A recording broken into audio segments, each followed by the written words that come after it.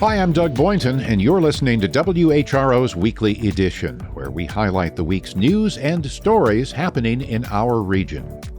Taking a look at what happened this week, a Hampton Roads man is using classic Christmas music to honor his late mother by raising funds for cancer screenings in Norfolk and Richmond. Cancer research and specifically early screenings are so important for aggressive cancer types. Maybe we can save someone else's mom. The 757 is welcoming back one of its legendary sports figures. Michael Vick is taking the reins as the new head coach of Norfolk State football. And the Virginia School of Medicine has been studying consciousness for several decades. WHRO took a trip to the school to learn what they've uncovered.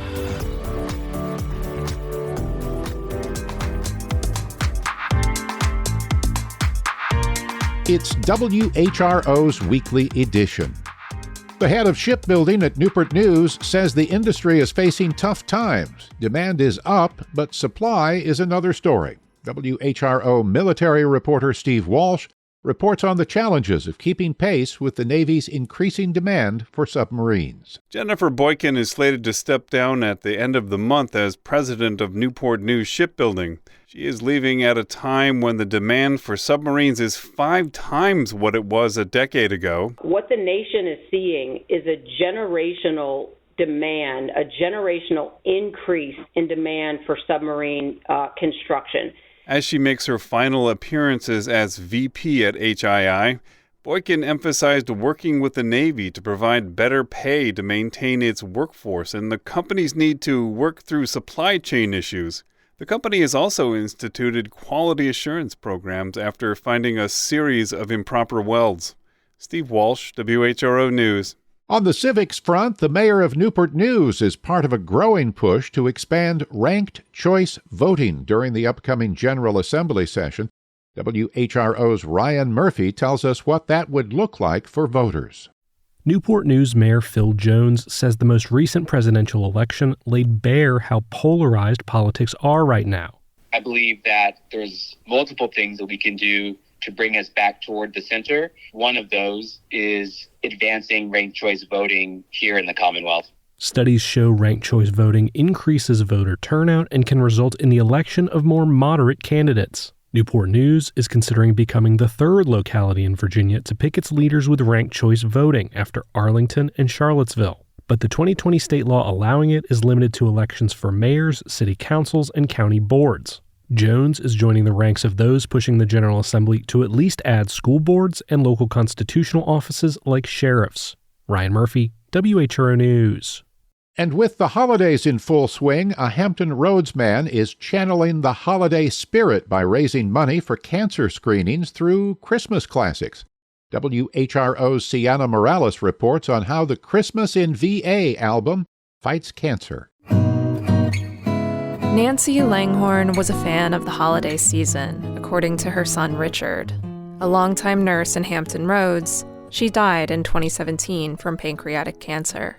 Richard started raising money for cancer research and screenings that year with a holiday benefit concert in Norfolk. The Nancy Langhorne Foundation has since expanded with a record label that produces limited edition Christmas-themed vinyl compilations. We were unfortunately unable to save my mom, but through cancer research and specifically early screenings are so important for aggressive cancer types. Maybe we can save someone else's mom. This year's Xmas in VA record features 14 Virginia-based musicians. Proceeds go toward clinics in Norfolk and Richmond that provide free screenings for uninsured patients. Sienna Morales, WHRO News. A recent Newport News report on people without housing highlighted the difficulty of getting accurate information about transgender and non-binary people facing homelessness. WHRO's Nick McNamara breaks down the issue. A report by a consulting firm explored perceptions, causes, and options to help people on the peninsula living without permanent housing. Drawing on data going back to 2014, the report recorded only one transgender or non-binary person without housing in 2017, 2019, and 2021 in the localities between the Bay and James City County. LGBT Life Center Housing Director Julie Snell says that's just not true, according to her data from both sides of the water. In the last fiscal year, we served nearly 200 trans and non-binary folks in our programs. Snell says the discrepancy is a symptom of a broader issue of access and engagement. Part of the problem, Snell says, comes from a lack of understanding of trans and non-binary people by the people trying to help them. It can lead to hurtful exchanges like people being misgendered and cause some of those in need of support to not seek it.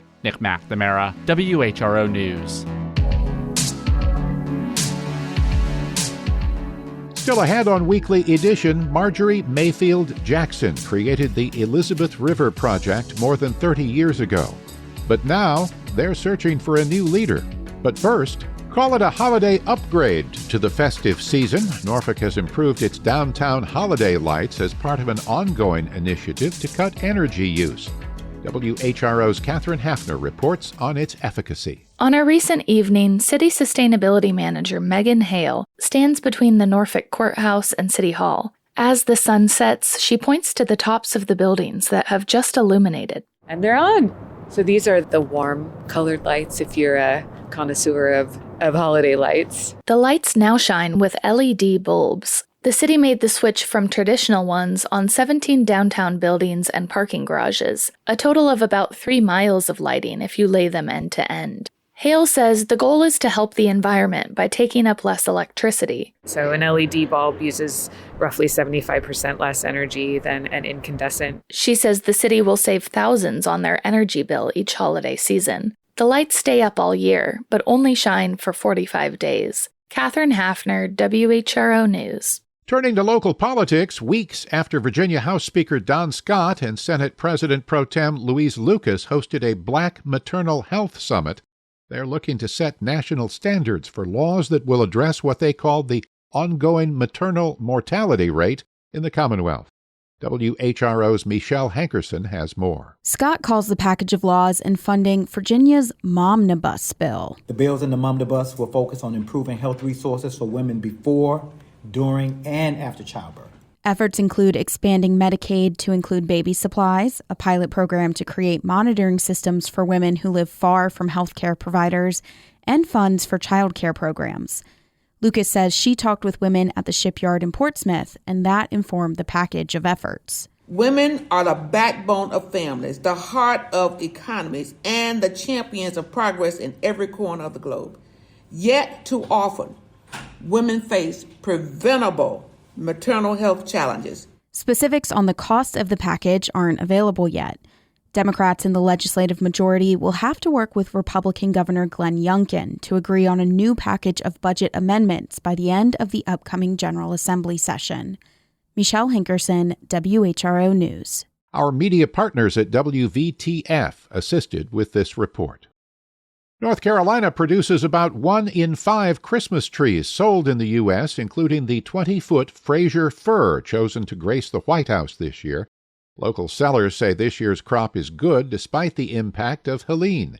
But as WFDD's Paul Garber reports, some in the industry worry about Christmases yet to come. The final trim is being made on a Fraser fir on Roger Hester's Christmas tree lot in Louisville. He's been selling here every holiday season for more than 30 years. His lot is a couple of hours away from where the tree matured in the Blue Ridge Mountains. Hester says the damage from Helene made it tough to reach the trees. Any farm that's across a creek with a little bridge and any tractor roads that were worn out were destroyed. They all had to be rebuilt just so we could get over there to get the trees. Despite the logistics, he says he's been able to get as many trees as he needs, and his lot is filled with greenery. In fact, he's really pleased with this year's crop. So I think we've got prettier trees this year than I've had in 4 or 5 years, actually. That's a message that's been hard to get out this year, says Justin Whitehill. He runs the Christmas tree genetics program at North Carolina State University. Whitehill says he's heard rumors about prices skyrocketing and growers not having enough to offer. But that's not what he sees, and the narrative could hurt during a time of need. The mountains have already suffered enough this year, and the Christmas tree harvest this year is really being looked at as a ray of hope. But that hope might be temporary. The crop damage caused by Helene is not clear yet, says Jennifer Green, Executive Director of the North Carolina Christmas Tree Association. Christmas trees are unlike any other agricultural crop.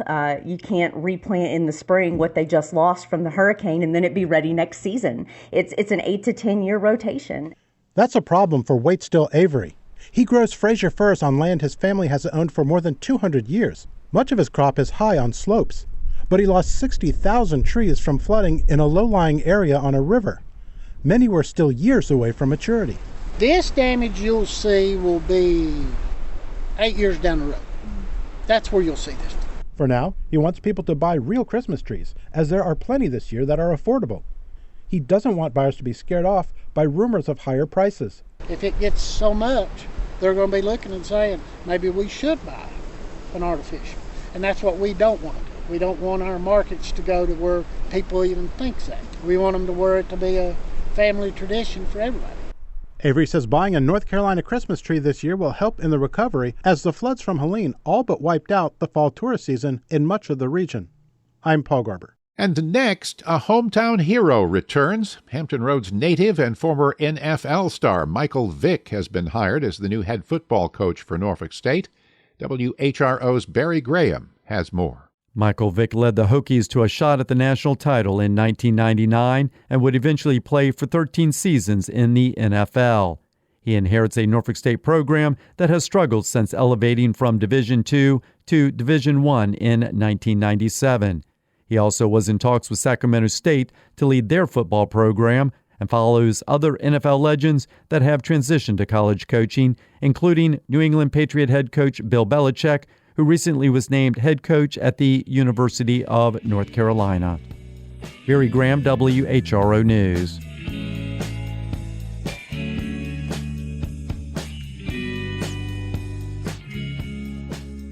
Marjorie Mayfield Jackson founded the nonprofit Elizabeth River Project more than 3 decades ago.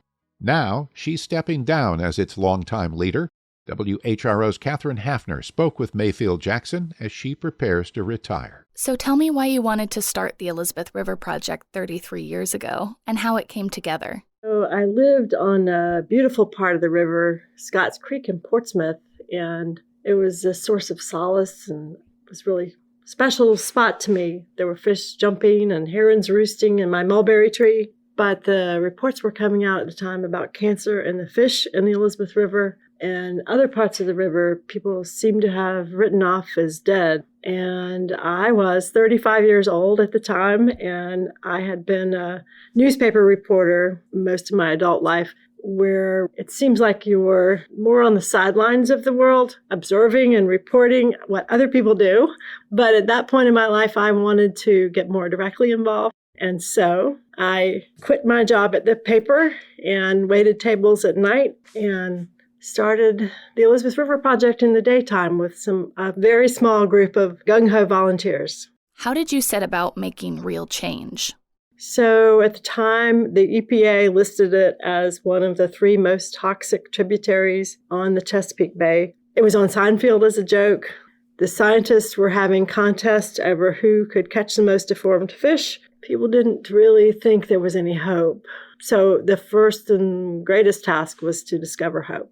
So we try to catalyze action by many other partners, often much larger and more capable than us, whether it's some of the very large industries up and down the Elizabeth River. It's one of the most industrialized rivers in America. The Navy, which is currently doing a tremendous job, to government agencies, cities, homeowners as well. So it really takes everybody doing their part over decades to restore an urban river. We take a collaborative approach that's unusual for nonprofits in the environmental arena, where we don't blame or sue. It's really been very important from day one that we are about pulling together and not blaming and pointing fingers. What would you consider your biggest successes over the years, and what challenges remain? The science from the beginning was that there's a legacy of pollution on the bottom of the Elizabeth River that needed to come up. It's sort of a hidden problem because it's a legacy of old creosote plants that no longer operate. People thought, well, you can't see it. It's so expensive to get up. We'll never get it up. So we started a campaign called The Goo Must Go. And we have school children that know that slogan. We have legislators, mayors, and we've been able to clean up about half the toxic hotspots. So I think that has been really, really important and has built a great start on the long-term work that needs to be done. Where we have been able to bring about that cleanup, the river comes back tremendously with otters and eagles and a much healthier ecosystem. For the first several decades, the work was really about correcting past damages, cleaning up the contamination, restoring the wildlife habitat. But this Ryan Resilience Lab that we're sitting in today is about looking into the future at the impacts that are coming from global climate change. That's why we built this facility where we can introduce people to the best practices for living and working in the urban floodplain as the seas rise. How do you feel about stepping down as head of the organization? I have mixed emotions. I chose this time because it seems like there is such incredible momentum, such a wonderful global class facility here to welcome a new person to lead. On the other hand, I don't love the river any less. I'm just hoping that this is a handoff at the right time for an even better future for the Elizabeth.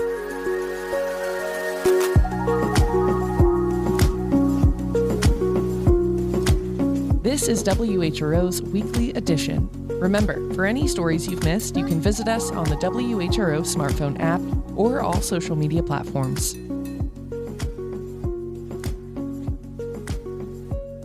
Norfolk's Chrysler Museum of Art has a brand new $30 million glass studio.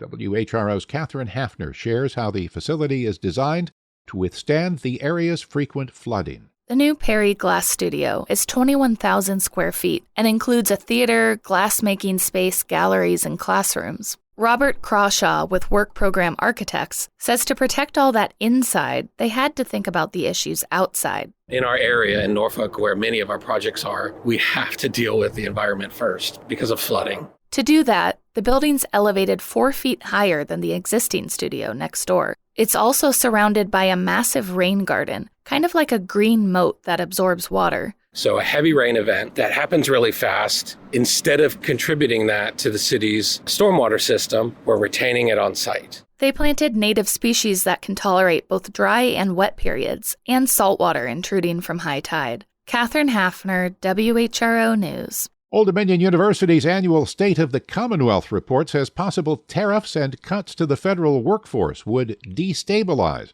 Virginia's otherwise stable economy. WHRO's Michelle Hankerson breaks down the report. Tariffs could cause a decrease in trade at the Port of Virginia, ODU researchers say in the new report.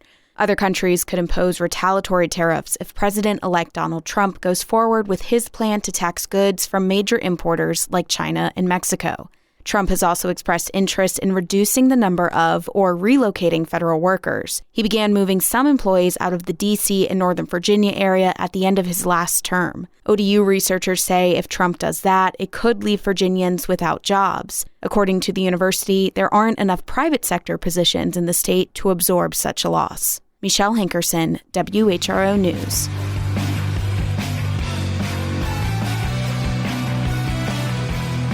For more than 50 years, a small division in the University of Virginia's School of Medicine has explored the nature of consciousness, studying topics ranging from the possibility of telepathy to reincarnation.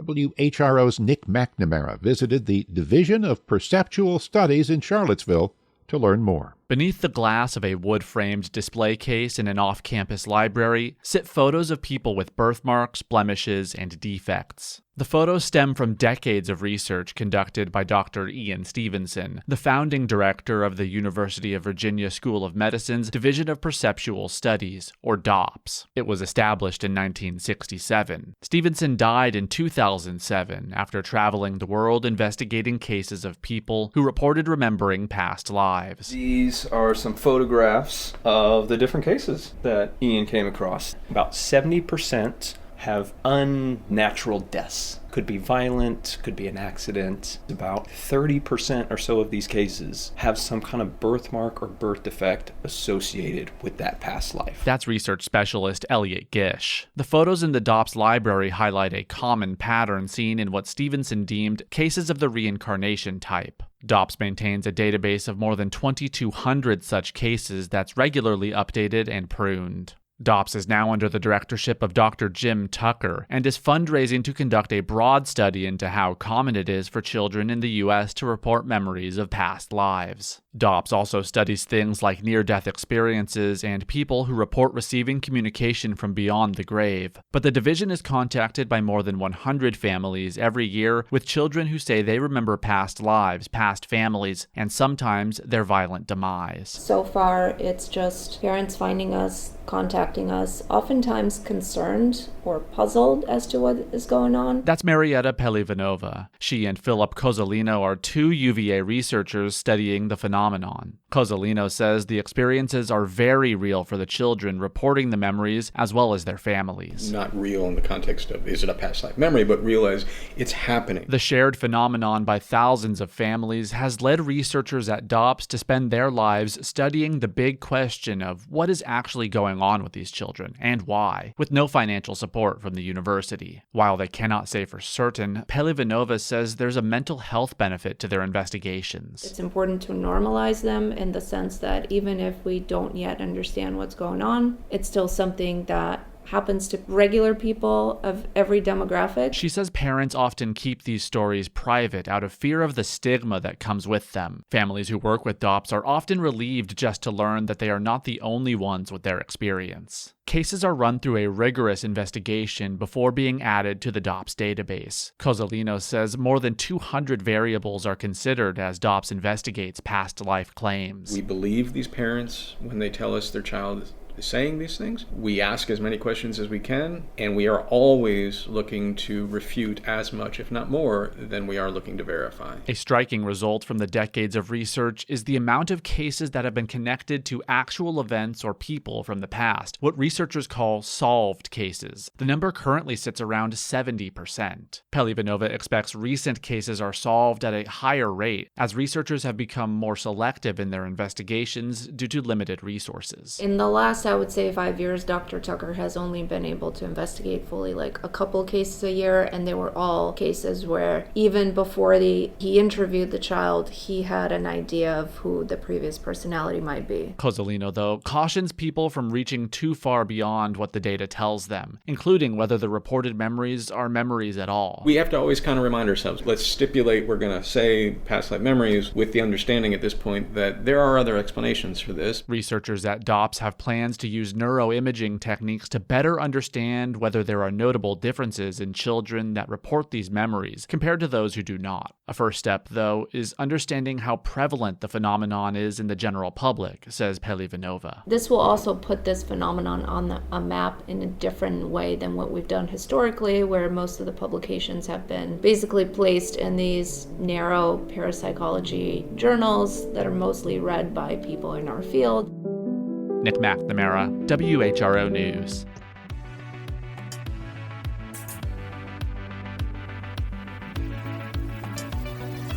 You've been listening to WHRO's Weekly Edition. We had help today from WHRO's Ryan Murphy, Catherine Hafner, Steve Walsh, Sienna Morales, Nick McNamara, Michelle Hankerson, and Barry Graham. WFDD's Paul Garber, also Connor Worley, who produced today's show. A reminder, you can always catch full episodes on the Weekly Edition podcast feed. You can get your news updates at WHRO.org and the WHRO Reports podcast feed. For all of us at WHRO and WHRV, I'm Doug Boynton.